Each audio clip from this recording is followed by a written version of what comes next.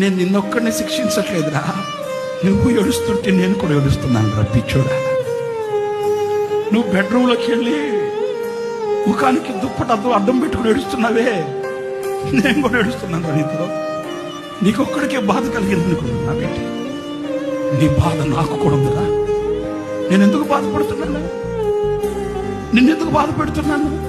నీలో ఆ కొదువ ఉండకూడదు, నీ ఎడల నా సంకల్పం నెరవేర్చబడాలని శిక్షిస్తున్నాను.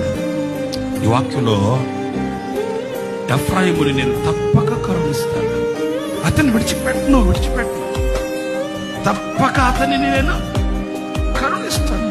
కరుణించడానికి శిక్షించేది ఆయన, నీ మీద జాలి చూపడానికి శిక్షించేది. నిన్ను అంతం చేయడు, నిన్ను నవ్వుల పాలు చేయడు, నిన్ను తల తెచ్చుకునేటట్లు చేయడు, నిన్ను తలగా చేయడానికే శిక్షిస్తున్నాడు.